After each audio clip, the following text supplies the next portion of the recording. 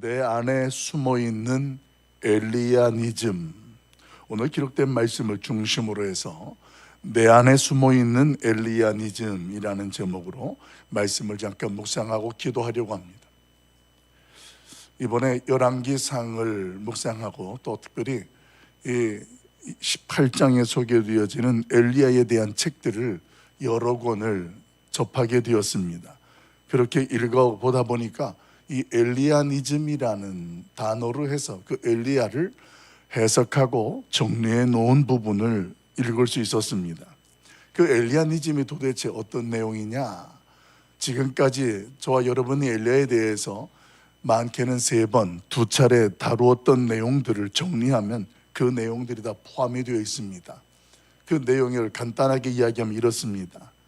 현실적으로 자신만 하나님 앞에 홀로 남아있는 것처럼 애쓰고 있고, 다른 사람들은 바알 앞에 무릎을 꿇듯이 자기들의 목적과 유익을 위해서 살아가는 그런 현실 속에 차라리 자신을 죽여달라고 표현하였던 엘리야의 그 현실을 근거해서 그런 현실 가운데에 자기가 아니면 안 된다라는 생각에 사로잡히고, 그리고 그 생각에 사로잡혀 그 모든 일들을 이끌어 나가고 또 그 일들을 이루어진다라고 생각하는 것, 이것이 바로 엘리야니즘이다. 이렇게 소개되어진 글들을 읽었습니다.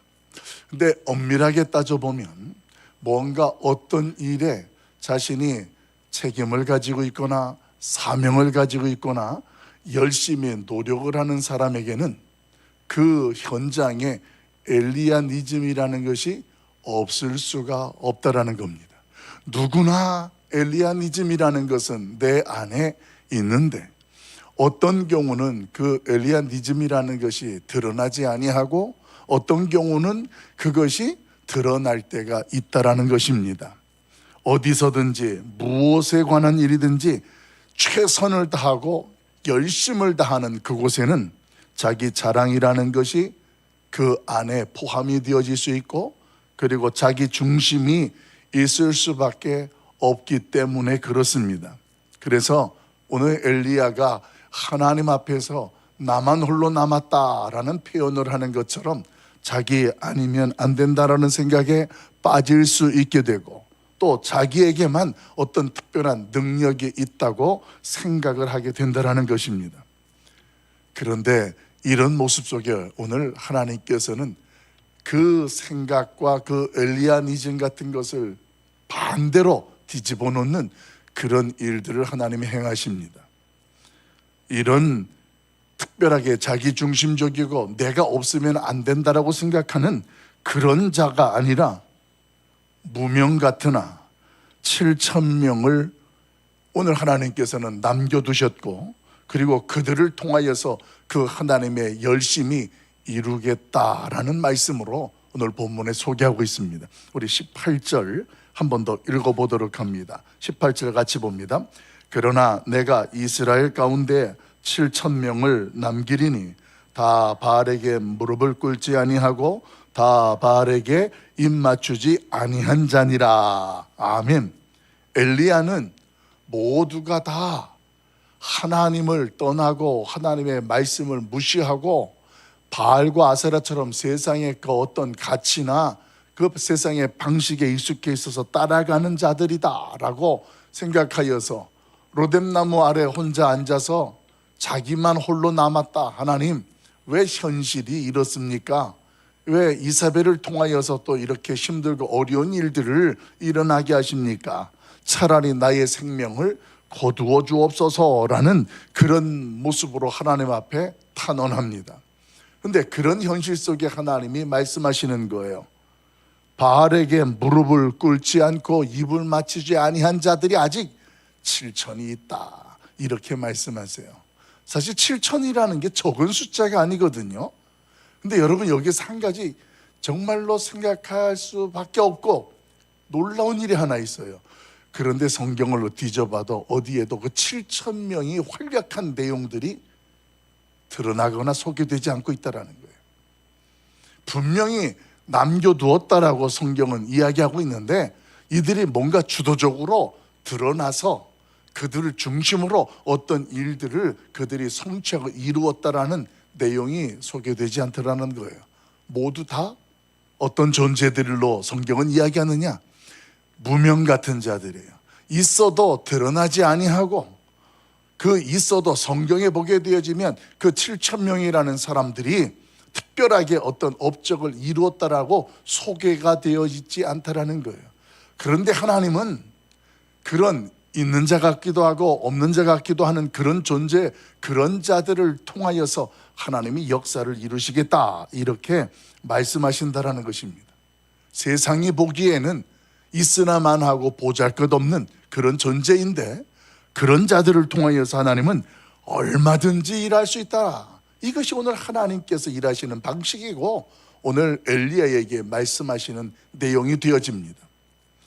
어제 우리가 이 부분에 대해서 한 번 더 언급하고 묵상했습니다. 어제 읽었던 말씀을 근거하면 이사야서는 이런 현실 속에 하나님께서 어떻게 그 하나님의 열심으로 그 나라를 이루시어 가느냐, 이것을 이사야 37장에서는 남은 자라는 단어로 표현했습니다.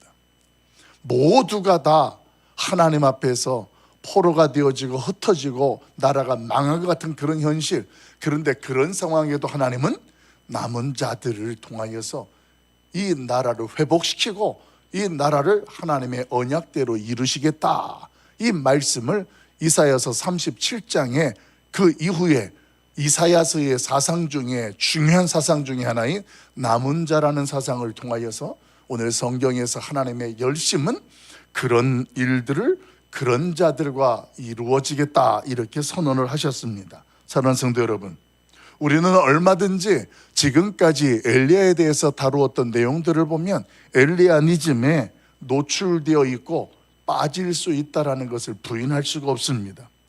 무슨 일을 진행할 때에 그게 크든 작든, 그게 가정이든 일터이든 어디에서든 말이에요, 자신이 소외가 되는 것처럼 느껴지면 안 된다라는 생각에 자신의 생각이 고집처럼 나타날 때가 있다라는 것입니다.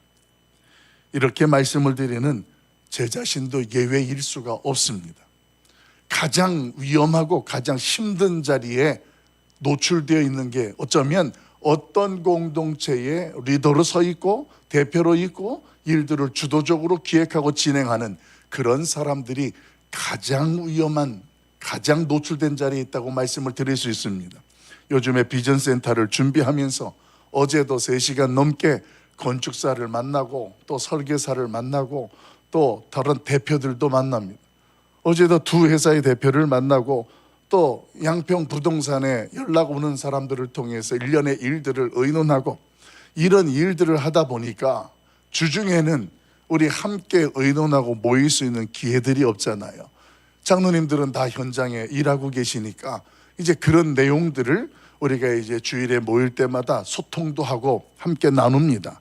그리고 이런 이야기들을 하고 있는데 이 부분에 대해서 우리가 어떻게 하면 좋겠느냐, 이렇게 의견도 묻고 또 그 의견들을 통하여서 우리가 좋고 원하는 대로 편리한 대로 보완도 하고 수정도 하는 그런 일들을 해보고 있습니다. 그런데 어떤 때는 그런 과정 속에서도 제 안에 열심이라는 것이 고집일 수 있다라는 생각을 이 책을 보고 말씀을 묵상하면서 점점 더 많이 드는 거예요. 그래서 요즘에는 하나님이 나를 위해서 이 말씀을 이렇게 하시나, 이렇게 많이 깨닫게 하시나, 그래서 순간순간마다 이 엘리야니즘이라는 것에서 내가 빠지지 않아야 되겠다, 더 조심스러워야 되겠다라는 그런 생각을 하면서 더 많은 기도를 하게 되어지고 생각을 하게 됩니다. 엊그제 어느 성도님께서 문자를 주셨어요. 요즘에 새벽에 엘리야에 대해서 말씀을 많이 듣게 되어지는데 그 엘리야에 대해서 전혀 생각도 못했던 것들을 깨닫게 되어지고 도전받게 되어서 자기 스스로와 자기의 가정과 일터에서 많이 돌아보게 되어진다라는 고백도 들었습니다. 사랑하는 성도 여러분, 오늘 이 새벽에 저와 여러분이 기억해야 할 것이 있습니다.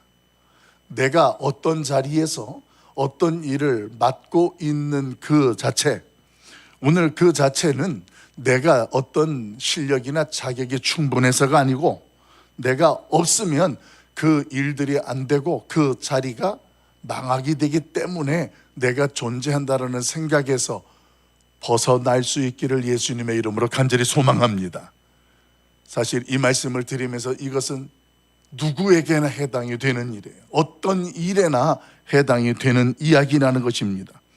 지금 내가 있는 곳에서 내가 없으면 안 된다라는 그런 생각을 하게 되는 순간, 그 생각은 오늘 엘리야처럼 하나님 앞에 나만 혼자 남았다 이런 이야기를 하게 되어지고, 그런 모습 속에 하나님께서 일하시고 행하시는 열심, 그 하나님의 역사가 안 보여요. 뭐만 보이냐? 눈에 경험되어지고 보이는 현실만 보이는 거예요. 그래서 그 상황과 현실에서 낙심하게 되어지고, 그런 것들이 오늘 우리 안에서 어렵고 힘든 마음들과 생각들을 갖게 된다는 것입니다. 그러나 기억할 것은 그 자리에, 그곳에, 내가 있는 그곳에, 내가 하는 그 일 속에 하나님께서는 전혀 무명 같은 자들 같고 기대할 수 없는 현실 같은데, 그 가운데에도 우리 하나님께서는 드러나지 않지만 그들을 통하여 일하고 역사하고 계시다라는 사실들을 분명하게 깨달을 수가 있게 됩니다. 할렐루야. 오늘 이 사실이 저와 여러분에게 어떤 위로와 힘이 됩니까? 까마귀를 보내서, 천사를 보내서 오늘 하나님께서 엘리야의 필요를 채워주시고 위로해 주셨던 그 하나님, 그 상황조차도 하나님의 열심히 엘리야의 자리에 세우시는 하나님의 손길이었다라는 것들도 깨닫게 되어지고, 심지어 하나님께서 이세벨이라는 이 아합 왕의 부인을 통하여서 하나님께서 불을 내리고 또 가뭄에 비를 쏟아져 내려서 문제가 해결되어지면 그 하나님의 능력 앞에서 변화되어질 것 같고 새롭게 시작될 것 같은 기대와는 정반대로, 그럼에도 불구하고 여전히 그 하나님의 사람을 죽이려고 하고 그 하나님을 하나님으로 받아들이지 아니하는 그 현실을 볼 때, 우리가 생각하는 어떤 기적 같은 일, 그 하나님의 역사와 능력이라는 것이 하나님의 어떤 뜻을 이루는 것의 목적이 아니라, 그것은 그 상황에 하나님이 일하시고 역사하시는 현장이요, 그 하나님의 방식대로, 그 하나님의 뜻대로 내가 기대하는 것이 아닌 하나님이 계획하신 바대로 일들이 진행되고 있다는 것, 이것을 저와 여러분으로 하여금 분별하게 하고 알게 한다는 것, 이것을 이 엘리야의 사역 현장을 통하여 보게 된다면 저와 여러분의 삶의 현장 속에, 오늘도 우리의 인생 속에서, 우리의 가정에서, 또 내가 속해 있는 어떤 그곳에서 하나님이 역사하고 이루시는 열심, 그 하나님의 섭리가 분명하게 보여지게 되고, 오늘 우리의 기도 속에는 그 하나님의 일하심이 우리의 기도 제목이 되고 우리의 기대보다는 하나님의 뜻을 따라가고 추구하게 되어지는 아름다운 간증이 있는 현장이 될 줄로 믿습니다. 사랑하는 성도 여러분, 내가 무명 같은 자가일 수도 있습니다. 하나님이 보시기에 저와 여러분이 무명 같은 자들이어서 이 시대 가운데 저희들을 남겨두셨고 우리를 부르셔서 그 하나님의 비전들과 그 뜻들을 이루시는 줄도 오늘도 분별해야 합니다. 그런 가운데에 오늘 하나님께서 우리로 하여금 내가 어떤 일들을 행하고 이루는지를 기다리고 보라고 말씀하시는지도 우리는 우리의 현실 속에서 분별할 수 있습니다. 바알에게 무릎을 꿇지 않았다, 입을 맞추지 않았다라는 것은 하나님이 그 안에 중심이 되어 있고 오늘 그 하나님의 인도하심을 받고 있는 그런 하나님의 사람들이 얼마나 더 많이 있는지 모른다라는 거예요.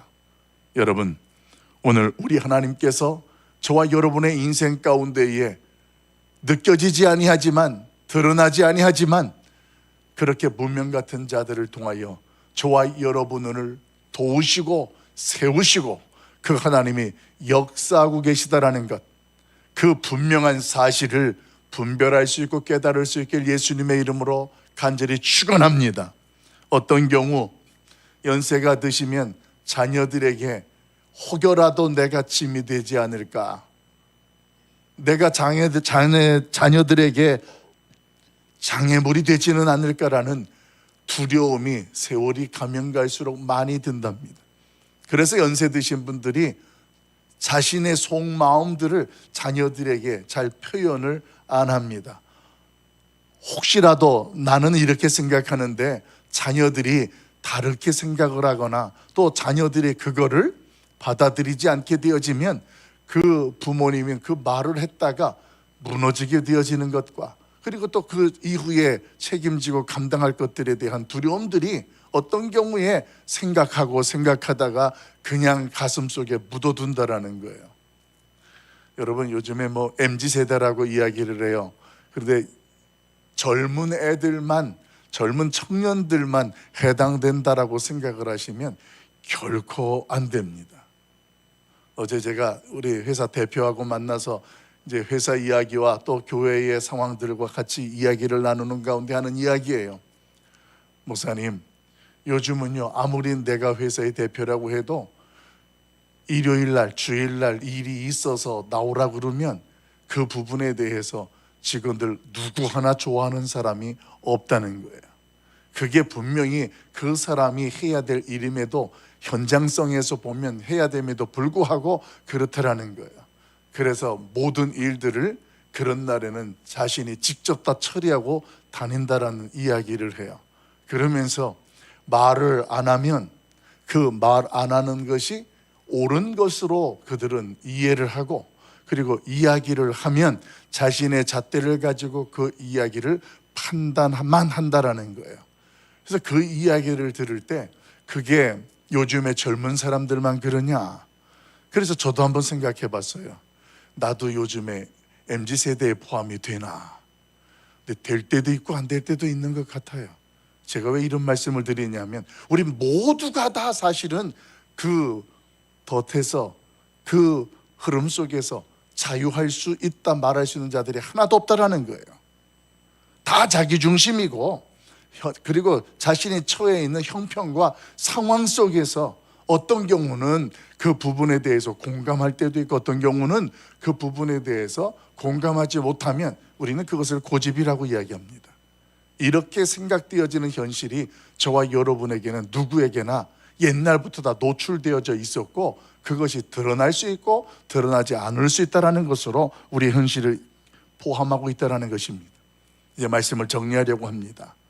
어떤 현실, 어떤 내용, 어디서든 무엇이든 그 현장 속에 내가 있다면 그 내가 있는 그 자리에는 엘리야니즘이라는 것이 존재할 수 있다는 것을 기억하고, 오늘 사도 바울이 고백했던 것을 묵상하면서 말씀을 정리하려고 합니다. 오늘 사도 바울이 역전 인생, 획기적인 새로운 삶의 인생을 살아가게 됩니다. 예수를 믿는 자들을 핍박하고 죽이는 자의 자리에서 이제는 그 예수님을 전하는 자의 자리에 서게 된 것이 사도 바울입니다. 그런데 그 사도 바울이 하나님 앞에 고백하는 내용이 하나 있습니다. 그것은 나의 나된 것은 오직 하나님의 은혜로다라는 것으로 오늘 자신의 현실과 상황을 해석하고 고백하고 있다는 것입니다. 그렇습니다, 여러분. 우리나라에 새로운 대통령이 세워졌습니다. 나라의 지도자로 세워지고 새로운 일들이 펼쳐지고 소망과 기대를 가질 수 있습니다. 그런데 그렇게 일들을 하는 과정 가운데에 대통령이 없으면 우리나라가 망하는 게 아닌 것처럼, 오늘 저와 여러분이 있는 그 자리에서 저와 여러분이 없으면 그 일이 안 되는 것이 아니라는 것을 인정하면 또 다른 상황이 펼쳐지고 또 다른 일들이 시작될 수 있다는 것을 기억하면서 은혜로 새로운 삶을 살게 되고, 은혜로 하나님과 나아가는 우리의 인생 속에 오늘도 그 은혜를 구하는 기도로 그 은혜 안에 속하여 하나님의 뜻 속에, 그 하나님의 열심 속에 속한 우리 모두가 될 수 있기를 예수님의 이름으로 간절히 축원합니다.